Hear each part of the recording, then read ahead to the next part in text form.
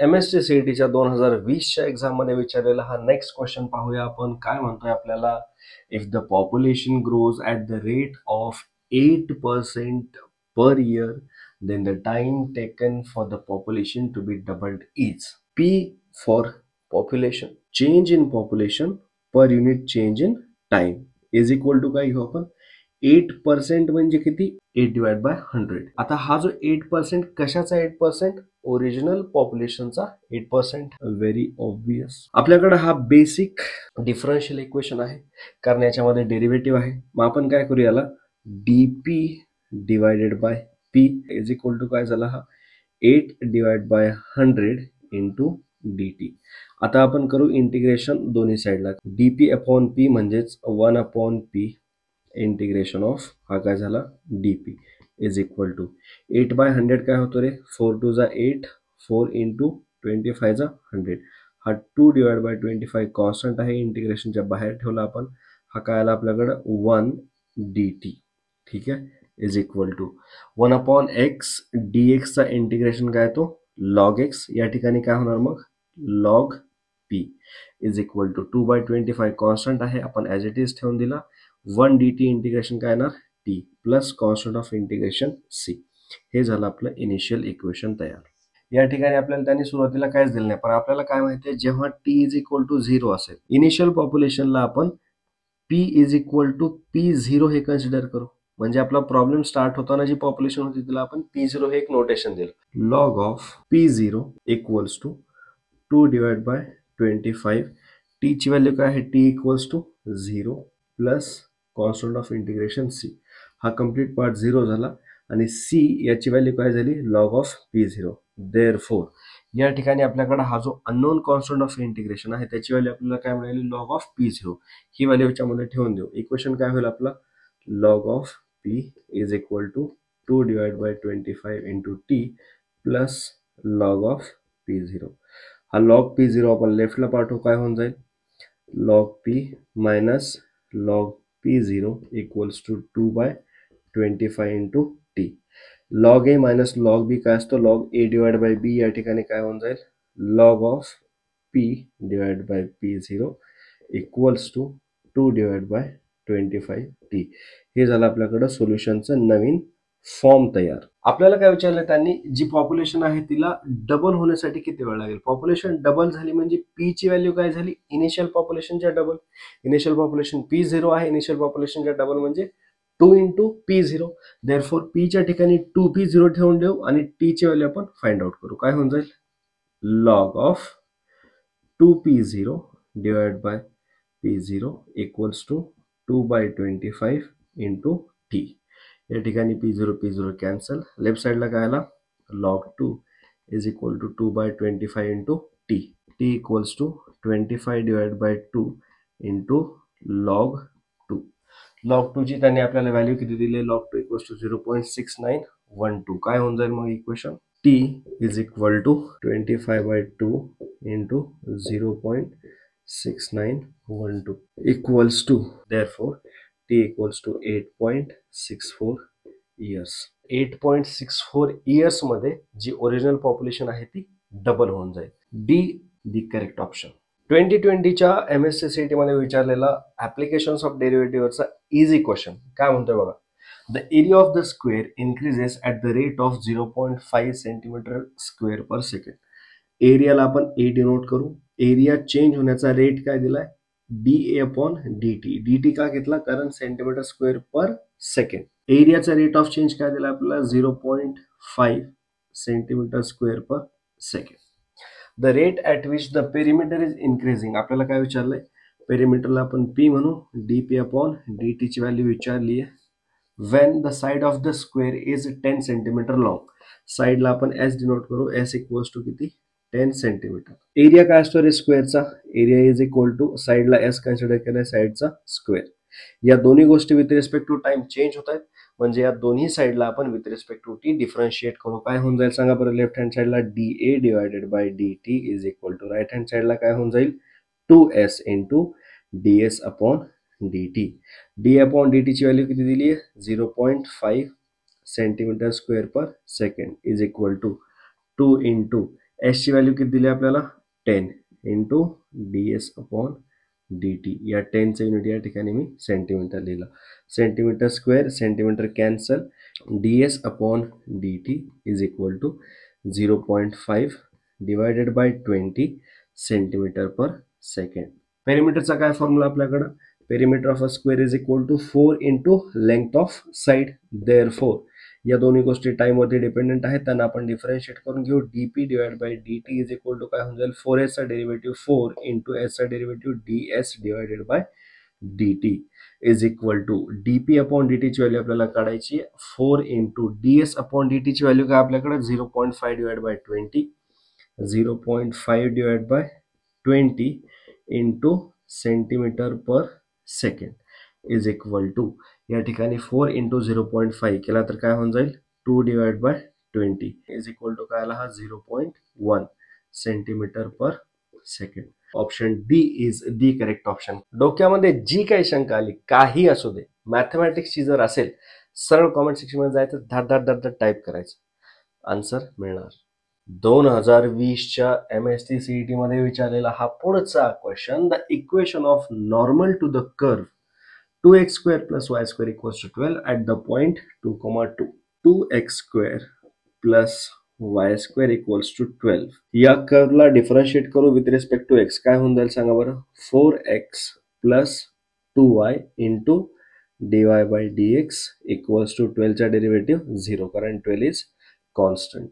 2 2 2 जा 4 काय होऊन जाईल हा 2x plus y dy by dx equals to 0. dy bye dx ची व्हॅल्यू काय होऊन जाईल dy bye dx equals to हा 2x पलीकडे गेला मायनस 2x डिवाइड बाय हा y याच्या सोबत मल्टिप्लिकेशन मध्ये पलीकडे जाऊन काय होऊन जाईल तो डिव्हिजन मध्ये. स्लोप ऑफ टँजंटची ही व्हॅल्यू आली. आता आपल्याला कुठल्या पॉइंटला टँजंट किंवा नॉर्मल काढायची ऍट 2,2 म्हणजे x आणि y ची व्हॅल्यू ठेवून देऊ. x कोऑर्डिनेट y कोऑर्डिनेट ची value is equal to -2 into x coordinate 2 आहे, y कोऑर्डिनेट सुद्धा 2 आहे, हे दोन cancel equals to -2. This is nothing but slope of tangent, याला आपण m असं डिनोट करू. जर टँजंटचा स्लोप m असेल तर नॉर्मलचा स्लोप काय असतो, याचा रेसिप्रोकल करून निगेटिव्ह म्हणजे -1 अपॉन m इक्वल्स टू काय होणार -1 डिवाइड बाय m ची value -2 equals to 1 divide by 2. हा झाला स्लोप ऑफ नॉर्मल. आपल्याला नॉर्मल कुठल्या पॉइंटला काढायची 2,2. देअरफॉर नॉर्मलचा स्लोप आहे 1,2 आणि नॉर्मल वरती असलेला पॉइंट काय आहे 2,2. स्लोप पॉइंट फॉर्म मध्ये आपण इक्वेशन काढू. काय होणार y मायनस y1 ची value 2 is equal to m into x minus x1. x1 ची व्हॅल्यू सुद्धा 2. या 2 ने मल्टिप्लाय करून टाकू. काय होऊन जाईल 2y minus 4 is equal to x minus 2. x ला पॉझिटिव्ह ठेवू, बाकीच्या गोष्टी त्याच्याकडे घेऊन जाऊ. x मायनस 2y -4 पलीकडे जाऊन प्लस झाला -2 प्लस 4 इज इक्वल टू काय झाला +2 is equal to 0. x minus 2y plus 2 is equal to 0. x minus 2y plus 2 x minus 2y plus 2 is equal to 0. Option B is the correct option.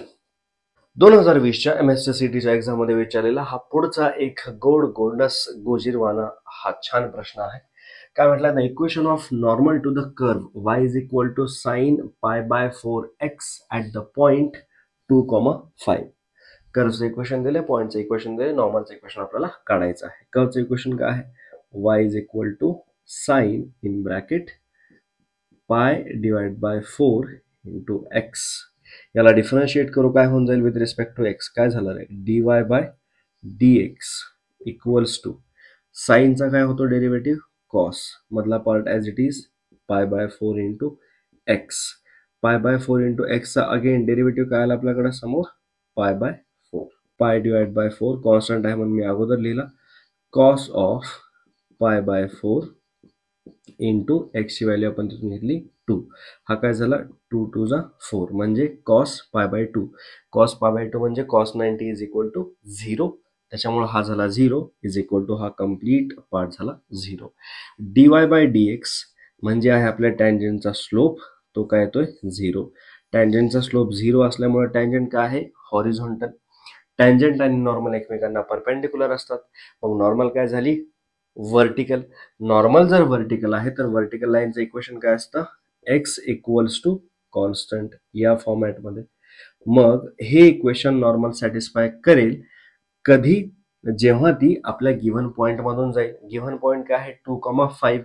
मग x ची value त्याच्यामध्ये काय x equals to 2. Therefore this is the equation of the normal drawn to our curve at point 2,5. Option A is the correct answer. तुझ्या पुढचा question बघू आपण. परत एकदा मायक्रो ऑर्गॅनिझम्सच्या ग्रोथचा क्वेश्चन आपल्याकडे आलेला आहे. Micro organisms double themselves in 3 hours. 3 तासामध्ये मायक्रो ऑर्गॅनिझम्स अगोदर जे होते त्याच्यात दुप्पट होतात. तसंही त्यांना दुसरं काही काम आहे का? काहीच नाही. ऑब्व्हियसली त्यांची लोकसंख्या अशीच वाढत राहणार. याच्यावरून आपल्याला काय कळतं, जेव्हा कामधंदा नसतो माणसाला तेव्हा फालतूची लोकसंख्या वाढते. The microorganisms double themselves in 3 hours, assuming that the quantity increases at a rate proportional to itself. Then the number of times it multiplies themselves in 18 years is. Suppose P म्हणजे population of microorganisms, dP divided by dt म्हणजे change in population per unit time म्हणजे rate of their growth. हा कशाला proportional आहे? त्यांच्या त्या इन्स्टंटला असलेल्या original population. dp divided by dt is equal to काय होऊन जाईल, के हा एक आपण काय घेतला constant of proportionality into P. आपल्याकडे हे तयार झालं फर्स्ट इक्वेशन. या ठिकाणी आता काय करायचं, आपल्याला इंटिग्रेट करायचं. परंतु इंटिग्रेट करण्यासाठी जो इंटिग्रेटिंग व्हेरिएबल आहे तो न्यूमरेटर मध्ये पाहिजे. तो डिनॉमिनेटर मध्ये असताना आपण इंटिग्रेट करू शकत नाही.